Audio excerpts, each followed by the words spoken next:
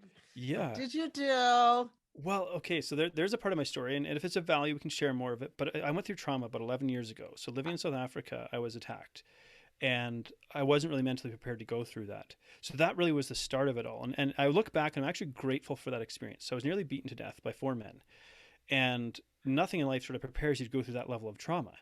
That sort of Warning, warning. As a medical doctor, I must inform you that there are side effects to this coaching session. Beware. It may enhance your self-esteem, cause you to experience vibrant health, encounter long-term weight loss, heal damaged relationships.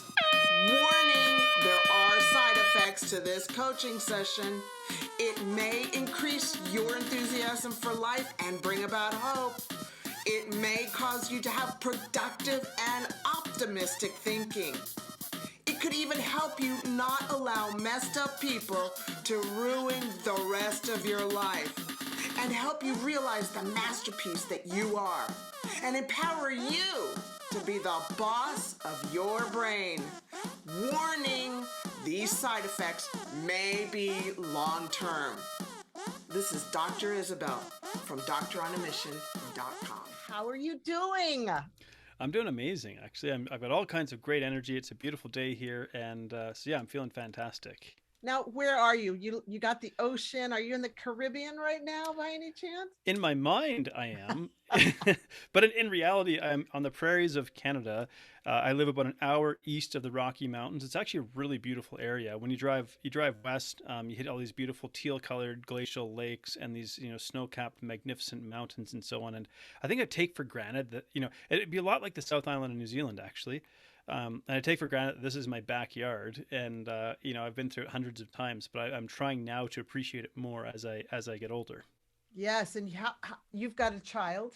I do. He's 14 months old as of yesterday, from the time of recording this, and so he is the world's cutest boy. Of I will take course. no arguments on that one. He doesn't sleep a whole lot. He's very active, but he wakes up every 2 hours. But he's so sweet that it's like hard to be annoyed with him. And so when last night it was, I think, I don't know, 2:15, and I try to give my wife breaks, but he really is deeply connected to her, which we just had Mother's Day recently as well at the time of recording this, and I cherish motherhood. But I was just holding him in my arms and just trying to appreciate this beautiful little life that. Man, he's not going to be this small for very long. Like it just goes so quickly. And so instead of being upset that I was awake at 2:50 in the morning trying to help him get back to sleep, I was just trying to cherish the moment of holding my son in my arms, because he's not a snuggler by day. He's a rip around, and if I'm in your arms, I'm facing outward so I can see everything happening with the world. And so I was like, at least I get to hold him in my arms. I get to look at his beautiful face like a little cherub as he's sleeping. Like it's the best thing in the world. Obviously, I love being a dad. You're a champion in my books, because if you can do that at 2:15 in the morning, high five. Air five. Yeah, air five. Hey, Jonathan, how about if I introduce you to our listeners? Because I haven't done that yet. I would love that, because in my head, I'm a legend in my own mind. So we might as well like share the goodness with your listeners. All right. Hi, everyone. I'm Dr. Isabel from the MD and Chef team. I'm your host today. And today we have Coach Jonathan. He is a weight loss coach and emotional eating expert who has lost over 100 pounds. From nanotechnology research. Now, that means he used to be an inorganic chemist, and they do nanotechnology, to a Navy Marine engineer. Wow. To globetrotting nomad, Coach Jon spent most of his life running from his true calling until one question changed his life. Now he's on a mission to help others lose weight for good and leave those diets in the rear view mirror. He put a bad word there, and I don't need to say bad words. Yes. With Freedom Nutrition Coaching, he marries the science of metabolism with psychology of behavior change and the compassion of human connection to create life-changing transformations with his clients. Oh, I love you, Jonathan. I love that you are helping the world be better. Yeah. Well, and it's born of my own struggle, and I'm so grateful to get to do interviews like this because this is probably my 150th in the last 12 months. But I was really unclear in one sense what I wanted to do. I knew I was in a sense a weight loss nutritionist, but I was like, there's more that I do. And when I come on and do interviews and people ask me questions and they draw out because we take for granted what we do in our own life because it's just our day-to-day life. We just sort of, and so that really helped me clarify to, the science of metabolism, the psychology of behavior change, and the compassion of human connection. Those three elements together blended just make for remarkable change in people. And it's what I needed in my own life. Can you just stop right there? You said three big idea words. Yeah. Can you go boom, boom, boom, slowly so that they land into our hearts? So the science of metabolism, because that matters. If we're dealing with weight loss, we do have to deal with the metabolism. Then we have the psychology of behavior change. So really starting to understand why we do what we do and to do it from a space without judgment, which is where the compassion piece comes in. So I like to say that compassion is not a get out of jail free card. What it is it's opening the door to us viewing our behavior through with removing the lens of judgment. So now we can seek to understand instead of hide and conceal. And when we look to understand, now we can create change. Because in order to create change, we have to bring our behaviors into our conscious awareness.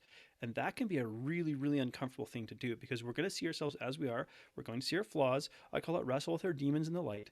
It's not a comfortable process, but when people are willing to step into that and they know that someone's there that has their back, now we can do this. And that's where the real change happens. Jonathan, wow, that's deep. That's deep, and that is so important to talk about. And so bridging over, can you tell us, how did you lose 100 pounds and how long did it take? And what caused you to say, that's it, this is not going to be my life anymore? Well, I often joke that I've lost like 600 pounds because I've lost and gained weight so many times over the course of my life. And I've come to the place where I recognize that now I have a chronic condition that I manage for the rest of my life. I call it making peace with my biological reality. So because I've been obese in my life and I have not had a liposuction, all the fat cells that I created to be obese are there on my body waiting to be refilled on a moment's notice. So that's the biological reality that I live with. And for a lot of time, most of my adult life, I fought that. I had the idea of the happily ever after. If I just do this for this stretch of time and lose the weight, then it'll be good.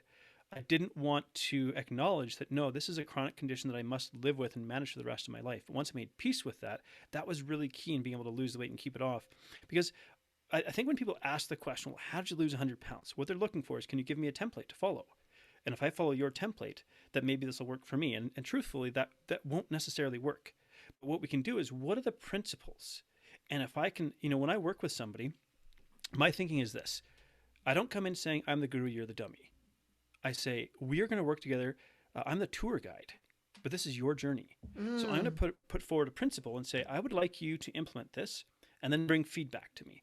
Does this work? How does it work? What does it trigger? What works for you? What doesn't? And how do we adjust it? So I think what really predicts long-term success is like this ability to adjust. It's like a dial mindset versus a switch mindset. And so, yes, obviously, we could look at the fundamentals of healthy lifestyle. So quality nutrition, mostly whole foods, hydration, sleep, stress management. And those are all, those are all big headings that could, we could go into some detail. So we want to engineer that part of it. But we also need to look a little bit further. It's like, if knowledge isn't the issue, because we live in the age of Google, we have basically infinite knowledge. So there's this gap between knowing and doing. And that's the gap that we're trying to bridge. Because this was the thing that discouraged me the most. How can I know what I know? I'm very educated, and I can't seem to do it. That was the most frustrating thing. It is very frustrating. It is so frustrating. It's like, what is stopping me? Yeah. And I mean, like, I never knew it had things to do with like my perspective on masculinity and what that actually is. Like, you think, like, what on earth does that have to do with weight loss? Compassion, self-love, what? Like, and as a male, like, talking about this, are you kidding? Like, I didn't grow, like, I love my dad. My he's a great grandfather to my grandson. Like, it's just beautiful to see.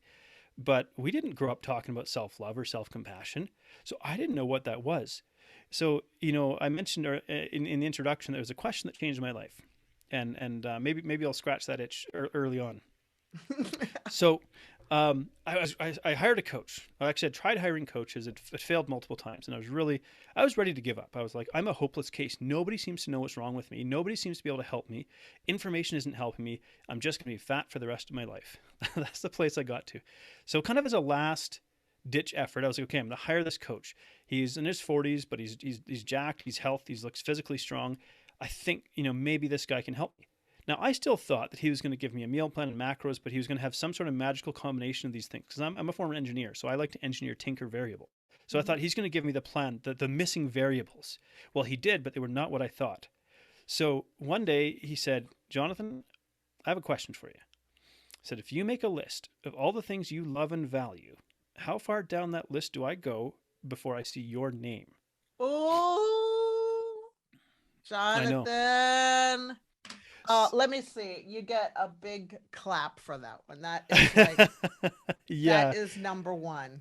Well, and really, Coach Scott gets the credit for it. I still, to this day, 5-6 years later, reach out to him and say thank you. And he actually sent me a video message for my 40th birthday, and we hadn't communicated for over a year. But that question stopped me cold, because it wasn't that I was near the bottom of the list. It was I was not on the list. So now I had to confront this reality that I did not believe that I was worthy of my own self-love and care. Where did that come from? How did I get to that place? Because until I corrected that, like, nothing else was going to fall into place. So now you go, well, gosh, now that I've had this moment of shock, basically, that I don't even love and care about myself, I think I'm almost like worthless. How do I learn self-love? What does that even look like when I've never talked about it? And what does it look like for, because men don't talk about this stuff. And so it actually began with something really simple. And I sometimes, like, I say simple, but it's not necessarily easy. But I look back sometimes and I'm kind of like, oh my gosh, why didn't I see this? But we don't know what we don't know. So it started with brushing my teeth. So brushing my teeth is an act of self-care. Every time I did that, I was saying I am worthy of self-care. And so it became the thing that I did first thing in the morning. First thing I did when I woke up was brush my teeth. And I think most people do this anyways, but it took on a different meaning. Because I think if I want to change a belief, I have to take an action contrary to the current belief that I hold. But if I make it too big, my emotional brick wall is going to go up. My brain's going to try and defend and hold my position. So it has to slip in under the radar. So brushing my teeth was safe. It was safe, a safe act of self-care that really didn't confront my vision of what masculinity was. And then we just kind of built on that. And then I was, okay, now you're going to drink a glass of water. You're going to hydrate. And everything was done through the lens of self-care, until eventually I started to realize that I'm actually worthy of love and care, and that everybody in my life benefits when I nurture and nourish myself.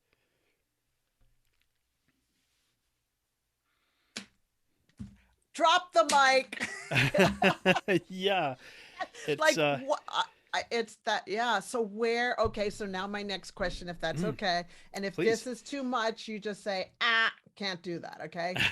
So where did you learn that you weren't worthy? What happened? What did you go in deeper? Like, where is this coming from?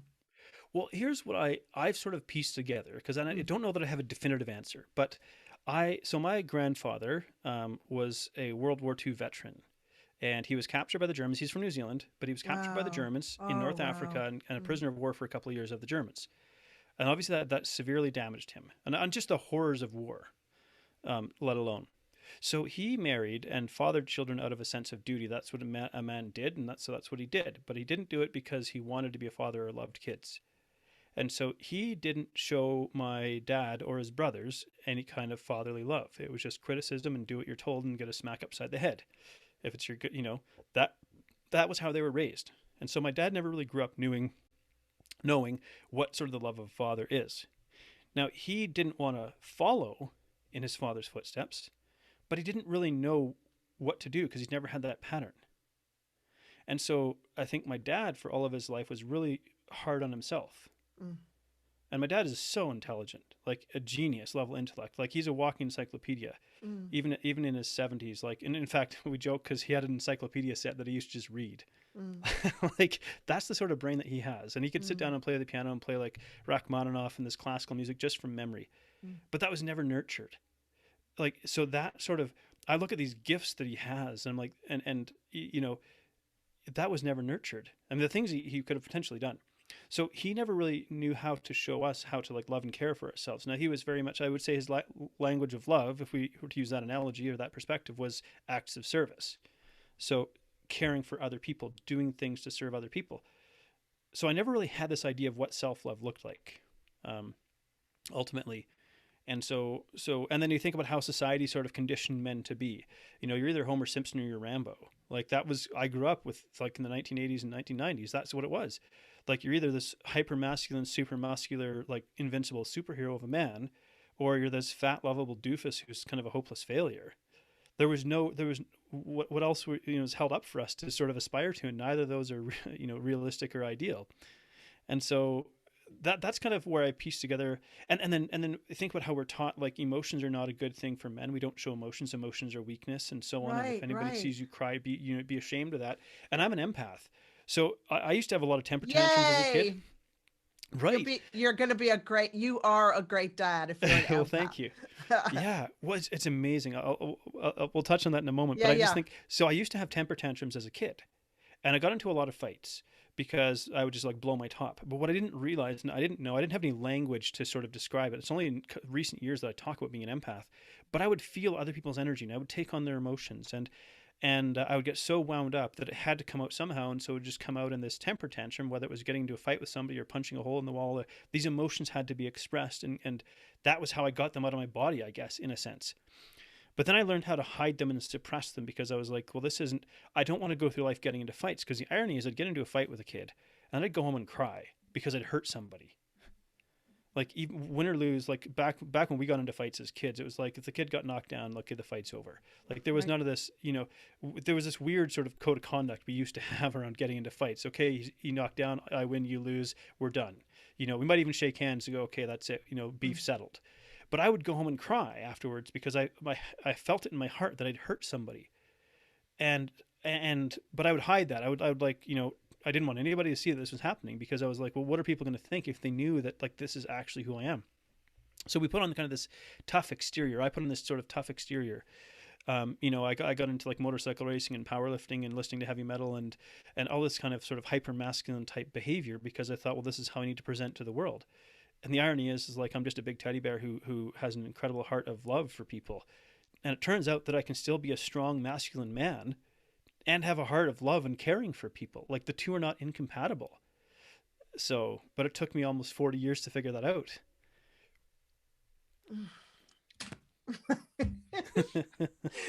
Drop the mic again. Like, oh my gosh, I just love you. Listen, I'm an empath too. And I used to throw temper tantrums. You're speaking to your sister here from a different mother. So how did you come to terms now with the fact that you are an empath, and how are you doing that positively? Because your son is watching and he may grow up to be an empath, and there are other empathic men out there. So positively, what have you had to learn? Like what shifted? What did you do? Well, okay, so there's a part of my story, and if it's of value, we can share more of it. But I went through trauma about 11 years ago. So living in South Africa, I was attacked, and I wasn't really mentally prepared to go through that. So that really was the start of it all. And I look back, and I'm actually grateful for that experience. So I was nearly beaten to death by 4 men. And nothing in life sort of prepares you to go through that level of trauma, that sort of violent act, and men smiling as they're stomping and kicking you and beating you and whatnot. Wow. So I fell into binge eating and food addiction as a way to try to cope, basically, because I didn't know now my emotions are on overdrive. So I'm already an empath that's gone through this trauma that's, and it was out of control. And there was no it just happened? Well, there's a bit of a backstory. So we were in South Africa living at a nature reserve, teaching underprivileged youth life skills. So working on their employability, particularly in the realm of hospitality. And so we'd bring them out to this location, this beautiful location. We'd teach them, we'd set up the education center like a restaurant and teach them all the different positions around it. We do team building. It was this amazing work that we did. I loved it. But one night I was walking back to the cabin, So there's an instructor's cabin that was probably a few 100 feet or 100 meters away from where the main building was. And it was at night, and the cabin's tucked off to the side in the bushes. And I went back in there. The door was ajar, and there's 3 guys in there, and there's a 4th guy outside that I didn't see, who smashed me across the head with a rock. And then they jumped out, and I got smashed across the head again and fell over, and then they just started beating on me. And yeah, I know. I didn't know For them. no reason, just because. Well, how they got onto a nature reserve that's 45 minutes from a city and into this and knew that I was there. Well, one of the guys I'm pretty sure was a ranger, but he was not in uniform, and so on. And so the way that South Africa works, like, it's quite a violent place. It really is, and it's a traumatized society, really. That's part of the reason for this. And so they would have known there's white people out there. So part of it was to rob, but also part of it was to actually inflict violence, because I say that I was a representation of something they felt had historically oppressed them. So it had nothing to do with me, Jonathan, right? It was mere that I was a representation of something. And so this is what they do. And they actually beat a man to death the night before. They did the same thing. And so I was, by the grace of God, I'm alive. You know, I mean, how do you get the strength after being smashed over the head with a rock multiple times to get up and at least fight them off enough to break free and get over to where some help is, you know? Wow. So, yeah, that was, so now these emotions are all out of control, as I'm like, I don't even know what to do. You know, I'm just overwhelmed on a daily basis with, and I knew that there was anger and there's serious rage, and like I wanted to be violent towards, I shouldn't say I wanted to. I had thoughts of like violent vengeance, you know, coming in, intrusive thoughts every day. And it was really, really hard, because I still knew that I wasn't this violent person.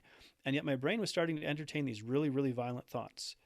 And to the point where I was like, because we lived in South Africa for another 4 months after this happened. And our house kept getting broken into. And I was like, man, I want to set traps. I want them to break in. I want to catch them in this trap. And I'm going to have the power this time.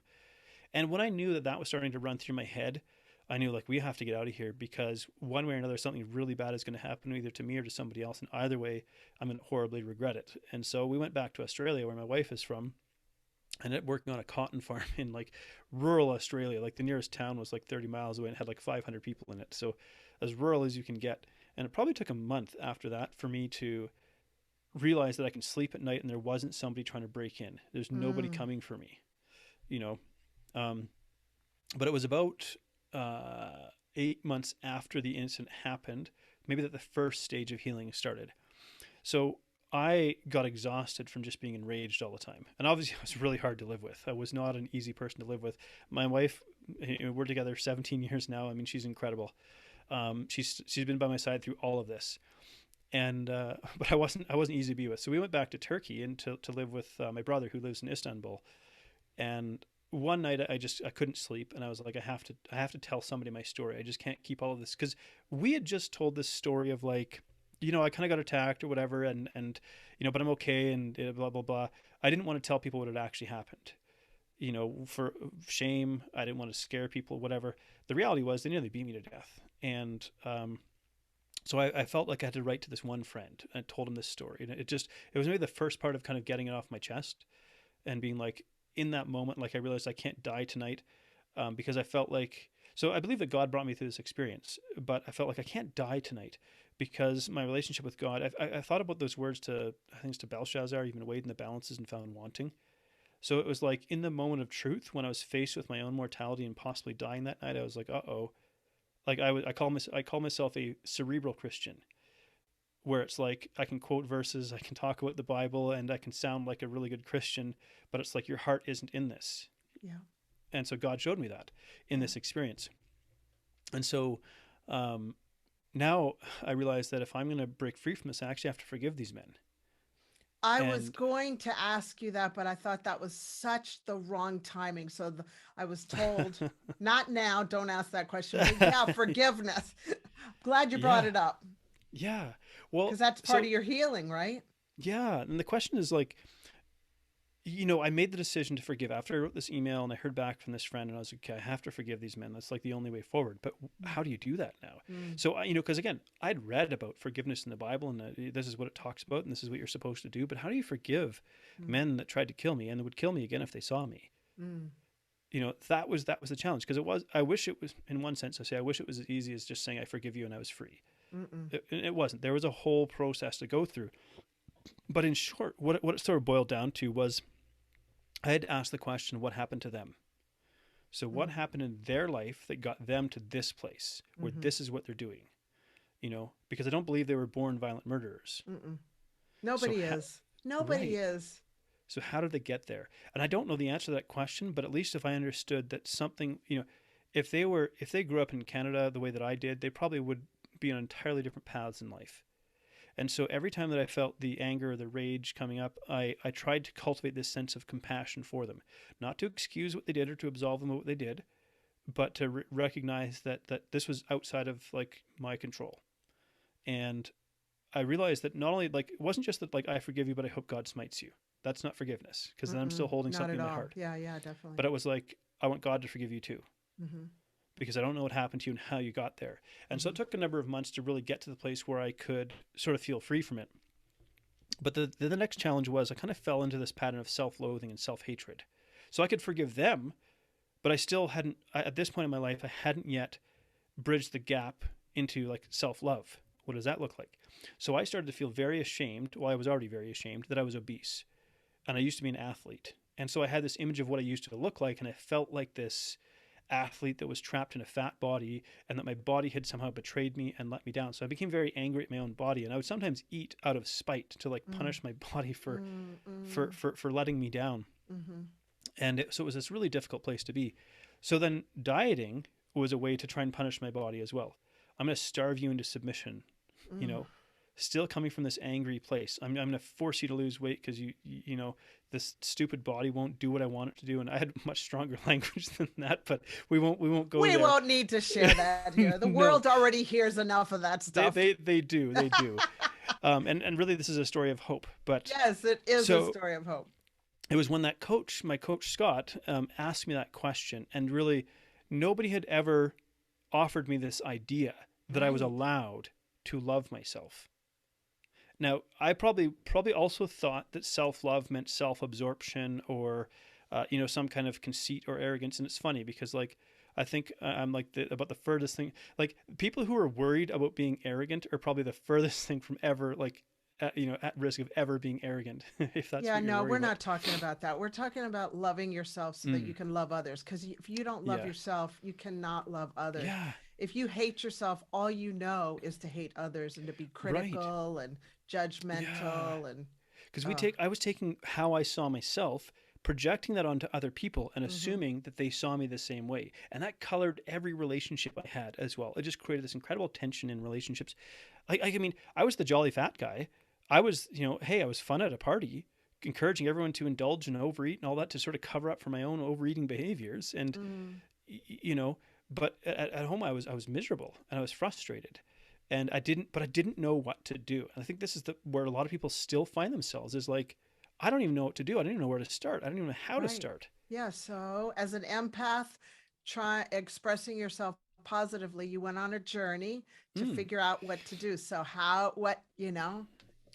so we talked about sort of the self-love and the kind of the steps that I took to cultivate self-love, and I say in a very safe way. And the reason I use the word safe is because the way that our brain works is, if we try to create change that's too much of a departure from who we presently see ourselves to be, our brain will inherently put up a resistance. It's sort of a primal biological safety mechanism.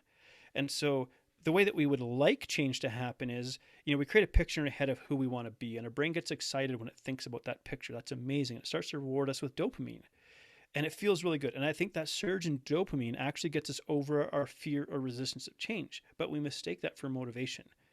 And we go really, really hard until your brain goes, I can't keep you high all the time, so we got to dial this back down to normal again. And then you feel like I've lost all motivation and so on. And so I had to learn, you know, well, how do I do this when I don't feel motivated? What does that look like? Because the truth is, like, even today, like not necessarily today, but to this day, it's not like I feel motivated every single day. No.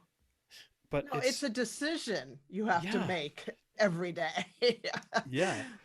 You know, and I think we got, maybe as a culture, we kind of got hooked on sort of motivational videos and inspirational speeches and things like that. And this idea that there's this endless well of motivation, I'm like, well, there's not. But I will say that I have what I call my emotionally compelling reason. So, and now it's my son. So he he is like, I can hear him in the background actually. He is very talkative, which is hilarious because I can't yet understand what he says, but he waves his arms around, he talks, and he's telling these great stories. And I just want to encourage, I just love it. I cherish everything that he does right now. I mean, I think I always will, but but recognizing like, okay, I love him in a way that I didn't know a human being could love. And I think every parent probably feels that once they actually hold their own child, and especially the first one, it's like, and I realize for him, I want to be in his life. Yes. I want to be present in his life, physically present. I want to be with him. I want to get on the floor and play with him. I want to, be able to pick him up and scoop him up and wrestle with him and run after him and things like that. Well, if I'm going to be able to do that, I actually have to take care of my health. And so that means that, when my brain still goes, hey, you should get a Big Mac, or, hey, you just drove past a pizza place and they're $3 a slice, go and grab a slice. Those thoughts still enter my head all the time. Oh, yeah. And so I have to go, well, what's the trade-off? Because if I choose that, what am I saying? If I say yes to that, what am I saying no to? That's right. And it's this, I think, breaking free from this idea that we can necessarily have it all. Now, we can have the best, but we can't necessarily have it all. In a sense that, well, I can't really eat donuts and pizza on a daily basis and expect to be fit and healthy and active and present in my son's life. So I have to decide what means the most to me. And the reason I call it an emotionally compelling reason is because really our logical brain is overridden by our emotions most of the time. And so logically I can say, well, I don't want to have a heart attack and blah, blah, blah, blah. But it's like, no, really, what I need is a reason that, like, when I think about the feeling that I get when I hold my son in my arms and I go, that's why I do this. Okay, I'm willing to now be uncomfortable and sacrifice because of what I want to be for him. Amen. Absolutely. And I love that you've gotten to that point. Do you know how many people aren't there and they haven't made their kids the priority? Like, you're making you the priority by making your child the priority. Yeah. Do you know what I mean? Yeah.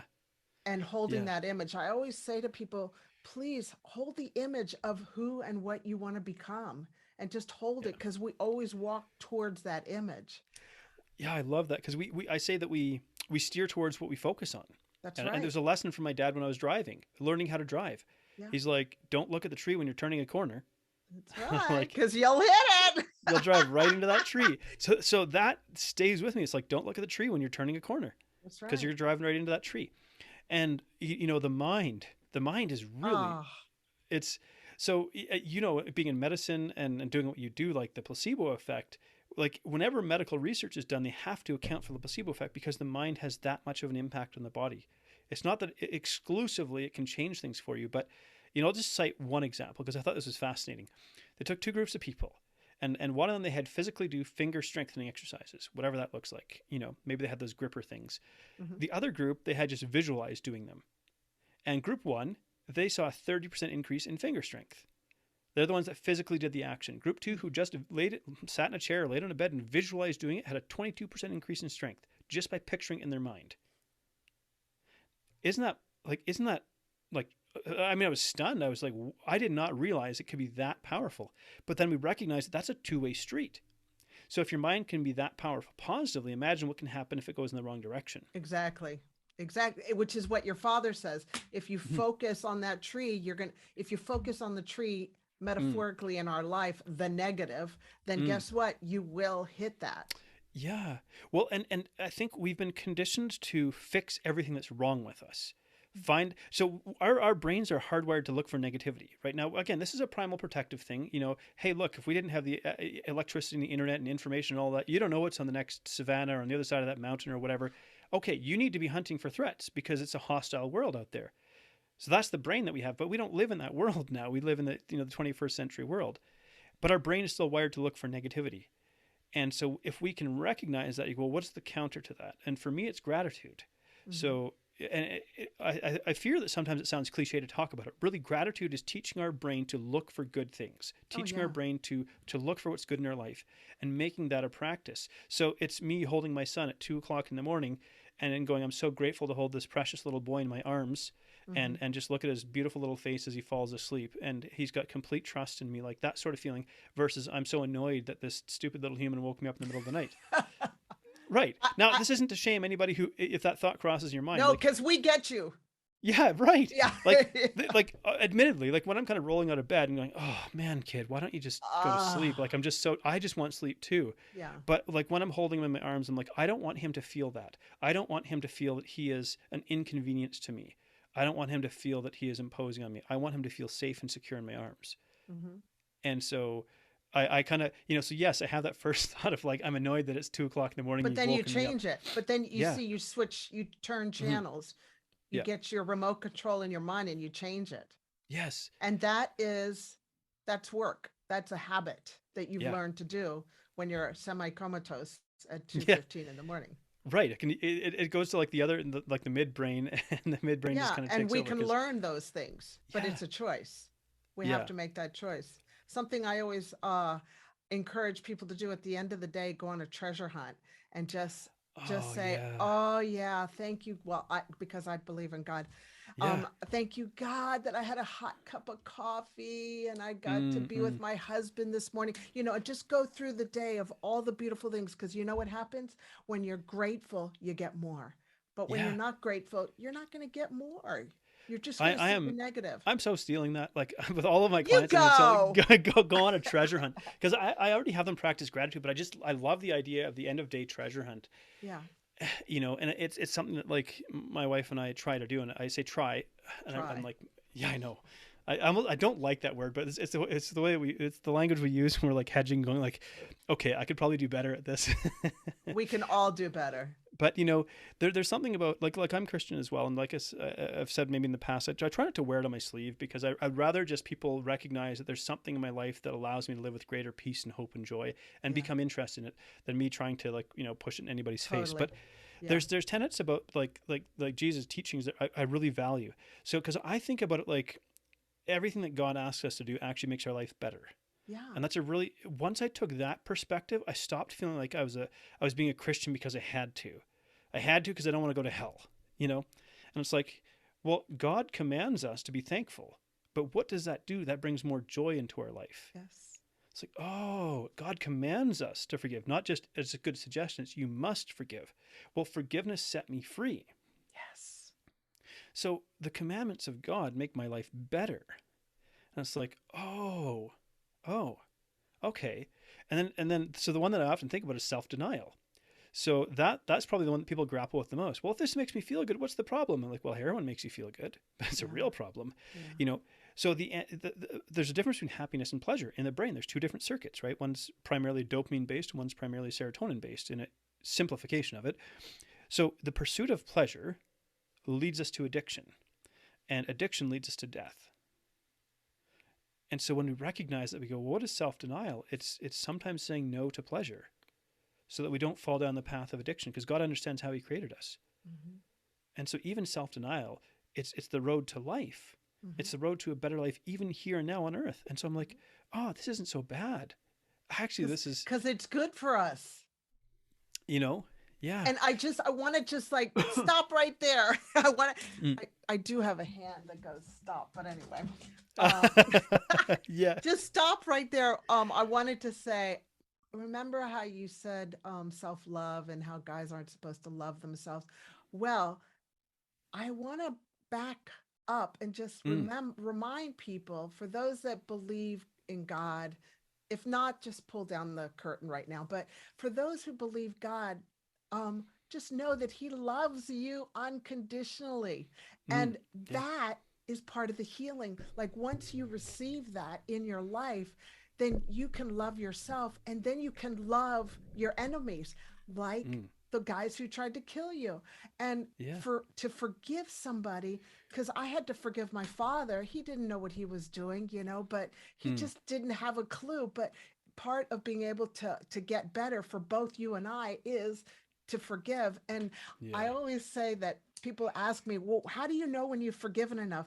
You know when you have forgiven when the thought or the image or the name or the person is in front of you and you don't feel like killing them.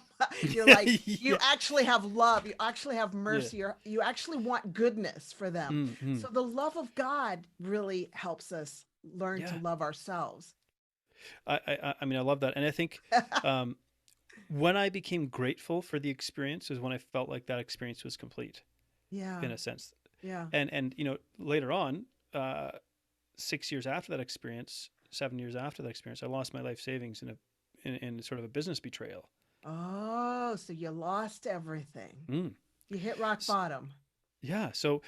And I was still on this journey of like sort of emotional healing and whatnot. And as an empath, I was preyed on by a narcissist. Ooh. And, I try to use that term carefully because I do believe it gets thrown around a little too lightly on social media. Like there's a clinical definition of narcissistic personality disorder. And a very small percentage of people actually fit that. And I'm only putting this qualifier in because I'm afraid that sometimes people just say someone did something I don't like, therefore they're a narcissist. I'm like, no, it doesn't quite work like that. Like we're talking an actual pathological liar who can lie to your face without a trace of conscience, and so good. and I got very good definition. Mm-hmm. And so I got sucked in by this. I thought I was building an asset. I thought I was building a business and all this kind of stuff. And it was the business that I was giving my life to in one sense, way too much of it. And my wife spotted it way before I did, that I was being manipulated. And I didn't want to believe it was happening again. It had to do with, again, my sense of self. And my former business partner, he's a natural bodybuilder. He has the appearance of being financially successful. He's got an admirable physique and all of this. And I thought, at this time, I thought he was a Christian man. He was a part of the same faith that I am, and so on. And so there's all these things that like he appeared to have everything that I want. But this is what narcissists do: is they actually create an entire illusion around it. And really, the business was a tax write-off for him, and it was a sinking ship. And so this money that I was putting into the business, just wasn't going anywhere. And so everything that I'd sunk into it, thinking I was building this asset, this future asset for my family, and maybe even a franchisable business and all of this, went right down the tubes. And I remember walking across the parking lot after a bailiff put a lock on the door and going like, what do I say to my wife? How do I explain to her that everything I thought I was building is gone and we have nothing but a mountain of debt? And I don't even know where to go anymore. Like I just dedicated like multiple years of my life to trying to build this business and sacrifice time away from her in pursuit of trying to build a better future for us. But I look back and I go, it was the mercy of God that he brought me to that place, because that business had me trapped. And you want to talk about faith? Well, how about when you have nothing, have no money, mountain of debt, no credit? What do we even do? And like now, what do we do? And have supernatural joy in that difficult circumstance with childlike faith, knowing something good's going to happen out of this situation. Yeah. So we go back to the lesson on forgiveness. Well, so I had to forgive this person who I thought was my friend, who I thought was one of my closest friends, trusted friends. And, after sort of the blinds were lifted off my eyes and I realized who he is, a part of me, obviously, again, I would never go into business with him again, but I recognize that he's someone who's suffering. He actually doesn't know what genuine friendship and love is, because, I now understand more of his backstory and his parents and how he was raised and so on, that led him to the place where he is, this individual who operates in this world manipulating people, because he doesn't know what true love is. He doesn't know what real friendship is. He destroyed his marriage with multiple affairs. Like he's ruined multiple people's lives with business failures and so on. And so it's like, I actually started to feel sorry for him and realized like, this is somebody who they don't know. It's not to excuse the behavior, but it's like, here's someone who's suffering, who doesn't know what I get to know, doesn't know what real love is. I have this beautiful marriage now. I mean, it's always been a good one. My wife and I just had natural chemistry, which is great. And I coasted on that for way too long, before really truly appreciating her. Now that she's a mother, I'm like over the moon, because I'm like, motherhood is the most beautiful and amazing thing ever. So that helped you heal to move forward and start climbing out of the pit, is learning to forgive. Yeah. And there's something liberating about like kind of like losing everything. It's like, I guess I can build that thing that I've been way too scared to do for my entire life, because I didn't believe in myself and I didn't believe in my ability. And, here I am, actually at the time of recording this, it was 4 years ago to the day. Wow. That I walked across that parking lot with nothing. Wow. With like nothing but a mountain of debt and a business that was going nowhere and nothing could be salvaged from it. Literally 4 years ago to the day. I didn't realize that. Wow. Bravo. And you're here and you're alive. Yeah. And you didn't succumb. I built a business that I love. Doing amazing work with people that's incredibly fulfilling. I have a podcast that I adore. I didn't realize how much I was going to love podcasting. It is pretty cool talking to other people and just talking to them about their journeys. Can I just ask you a Mm, question? yeah, If you were the president, because there's so many questions, we're gonna have to do more of this. I know that clearly. you and my husband are gonna be talking because you two are kindred spirits. That's amazing. Um, so if you were the president, how would you tackle the obesity Mm, epidemic? And just know that I'd be right next to you on that one, yeah. okay? Um, I think the first thing I would do is I would put a sugar tax. Like, Yes. and people are going to argue and be like, "Wow, food, freedom, liberty, ah, this is." And I No, go, it's "Yeah, addiction. It's addiction like is these what you're food companies, experiencing. Philip Morris, a former tobacco company, well, they probably still produce cigarettes, but they realize we need other addictive products because they're clamping down on cigarettes, and so they have this whole portfolio of food products. So I would put a sugar tax, and I would use that tax money to subsidize like low income people getting healthy food or getting to the gym, or because the way that our society is going, like the US is going bankrupt because of how atrocious the state of health its entire country is in. Like it is going bankrupt. It cannot Yes, save I these know. people. I know. I know. And so we have to take a drastic measure to change behavior and consumption patterns. And I would tax it very heavily because it is costing the government so much money. And people will get angry, like, how dare you take this away from me? This because hey, when you take the drugs away from the addict, whew, Remember the rat, yeah. cocaine, sugar, all go for the sugar. But we've never in human, like 200 years ago, the average person might get 6 pounds of sugar a year. Hmm. The What average is it person gets now? 150. 150. Okay, so you would tax sugar. Yeah, yeah. I would actually use it to subsidize like people growing food and like growers co-ops and things where we can get more local food. So because what's the reason that we say, like, there's two primary reasons why we say we don't eat healthy food: too expensive and I don't have time. Right. Well, let's change those, Right. right? Because the Let's start nation teaching benefits. people how to cook instead Yeah, of buying a box and pouring it over a pot of boiling water and say this is food when it's just dead. yeah. I mean, and I think about okay, how to, because I put on my engineer's hat again and I go, okay, well, how can I make healthy eating like really simple in one sense? Well, I call outsourcing cooking to my appliances. So let's say I've got a rice cooker. Well, I can do rice or quinoa or things like that in there. Frozen vegetables, they're not a paragon of health, but actually they're picked at peak ripeness and they're flash frozen, so they retain most of their nutrient integrity.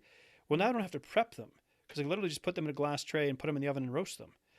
You know, is it perfect? No, but it's a step. And I think we want to move away from this idea that we have to. It's either all or nothing. It's either fresh, like biodynamic, organic, harvested under the light of the March moon with the cows that were Yeah. milked with like singing leprechauns or something. Like and get to, hey, how do I bridge the gap? Okay, look, if you're microwaving frozen vegetables, that's not like great, but it's a lot better than eating like fast food. That's a step in the right It direction. is. It is. Yeah, and for people to give themselves a clap for doing that. Mm, Yeah. absolutely. Yeah.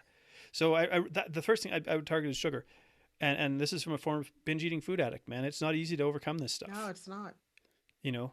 But they're engineered to be addictive. So that's my Absolutely. that's my Number one. soapbox to Well, I that. think that's a great way to start. Yeah, And so just as we're landing this plane yeah. into the airport. That's the jet engine sort of winding down. Yeah, and we're, the wait, the stewardess is saying in first class, okay, we're going to be landing now. Put your seat up. What three action steps would Mm, you give our listeners so that they can start winning right away? Like, in yeah, 1 second. No, I'm joking, not in one yeah. second, but Well, within a week. yeah. Number one is create awareness. So how do you actually do that? Well, one of the first things I have my clients do is take photos of their meals. Really, really super simple action. There's no weighing, there's no counting, there's no calorie math, nothing like that. Just snap a photo of your meal. When you do that, what you're doing is activating your prefrontal cortex. So now you're going to eat with more awareness. So just create awareness around your behaviors because we can't change what we don't know. And 98% of our behavior happens at the subconscious level without our awareness. So Yes. we need to bring those patterns into the light. Number two, get help. It doesn't have to be paid, whether it's a support group, whether it's, a Facebook group, a book, reading blog articles, get help. You are not so superhuman that you can do this by yourself, nor should there be any shame in getting help. I still have coaches. Why? Because I'm a human and I have blind spots. Mm-hmm. So in whatever way, shape, or form you can, get some kind of, build the biggest support team you possibly can. Get everybody you can in your life on board with you trying to get healthy. Your spouse, your partner, your doctor, your friends, just get them on board and be open. I want to change my life. I need your help. I can't do this alone. I'm a human being who's struggling. The moment you become open about your struggles is the moment a huge weight lifts off your shoulders. I thought that when people found out that I was not a fitness model with shredded six-pack abs, that nobody would ever hire me in business. But it turns out that I actually, because of my understanding of the innate human struggle, I have as busy as I've ever been, because you get it. I'm like, yes, I do. So number one is create awareness. Number two is build your support team. And number three is cultivate gratitude. I love the idea of a treasure hunt. And it's really this idea of start teaching your brain to look for good things in your life. Because when you start to find good things in your life, you stop turning to food to fill a void. Perfect. Well said. I love it. Perfect. Where can the listeners find you? And this will all be in the show notes. Of course. This is a podcast.